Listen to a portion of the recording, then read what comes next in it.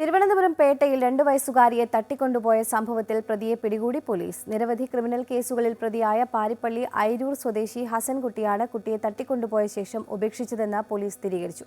കുട്ടിയെ എടുത്തുകൊണ്ടുപോയി ഉപദ്രവിക്കാൻ ശ്രമിച്ചപ്പോൾ കുട്ടിയുടെ ബോധം പോയതോടെ മരിച്ചെന്ന് കരുതി ഉപേക്ഷിച്ചെന്നാണ് പ്രതി പോലീസിന് നൽകിയ മൊഴിയിലുള്ളത്. പ്രതിയെ കസ്റ്റഡിയിൽ ലഭിച്ച ശേഷം തെളിവെടുപ്പ് അടക്കം നടത്തുന്നതോടെ സംഭവത്തിലെ കൂടുതൽ ചുരുൾ അഴിയുമെന്നാണ് അന്വേഷണ സംഘത്തിന്റെ പ്രതീക്ഷ. 2 വയസ്സുകാരിയെ കാണാതായ സ്ഥലത്തു നിന്നടക്കം ശേഖരിച്ച 100-ലധികം CCTV ദൃശ്യങ്ങൾ, അതിൽ സംശയാസ്പദമായി തോന്നിയ ആളുടെ ദൃശ്യം കേന്ദ്രീകരിച്ച് വിശദമായ ഫോട്ടോഗ്രാഫ് പരിശോധന, ഒപ്പം മൊബൈൽ ഫോൺ സംഭാഷണങ്ങൾ. പ്രതി ഹസൻകുട്ടിയിലേക്ക് പോലീസ് എത്തിച്ചേർന്നത് ഇങ്ങനെയാണ്. കൊല്ലം ചിന്നക്കടയിൽ നിന്നാണ് പ്രതി ഹസൻകുട്ടി എന്ന കബീർ പോലീസ് വലയിലായത്. പേട്ടയിൽ ട്രെയിനിറങ്ങി ചാക്ക ഭാഗത്തേക്ക് പോകുന്നതിനിടെയാണ് ഇയാൾ കുട്ടിയെ കാണാനിടയായത്. കുട്ടിയെ എടുത്തുകൊണ്ടുപോയി ഉപദ്രവിക്കാൻ ശ്രമം നടത്തിയതായും കരഞ്ഞപ്പോൾ വായി പൊത്തിപ്പിടിച്ചെന്നും കുട്ടിയുടെ ബോധം പോയപ്പോൾ പേടിച്ചുപേക്ഷിച്ചതുമാണ് പ്രതി നിലവിൽ പോലീസിന് നൽകിയിരിക്കുന്ന മൊഴി.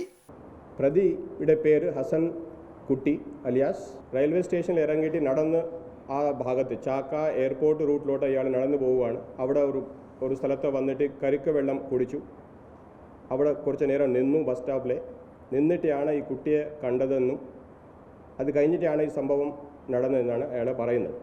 11 വയസ്സുകാരിയെ ഉപദ്രവിച്ച കേസിൽ ജയിലിൽ കഴിഞ്ഞിരുന്ന ഇയാൾ കഴിഞ്ഞ ജനുവരി മാസത്തിലാണ് പുറത്തിറങ്ങിയത്. അലഞ്ഞുതിരിഞ്ഞ് നടക്കുന്ന ആളാണ് ഹസൻകുട്ടി. ഇയാൾക്ക് സ്ഥിരമായി മേൽവിലാസമില്ല. ലൈംഗിക കുറ്റകൃത്യങ്ങൾ സ്ഥിരമായി ചെയ്യുന്ന ആളാണ് ഇയാളെന്നും വായിക്കാനോ എഴുതാനോ അറിയാത്ത ആളാണ് ഹസൻകുട്ടിയെന്നും കമ്മീഷണർ CH നാഗരാജു വ്യക്തമാക്കി. ഇയാൾ 2022 തന്നെ ഇങ്ങനെ ഒരു പെൺകുട്ടിക്ക് മുട്ടായി കൊടുക്കാം എന്ന് പറഞ്ഞ് വിളിച്ച് ഉപദ്രവിച്ച ഒരു സംഭവം ഉണ്ടായിരുന്നു.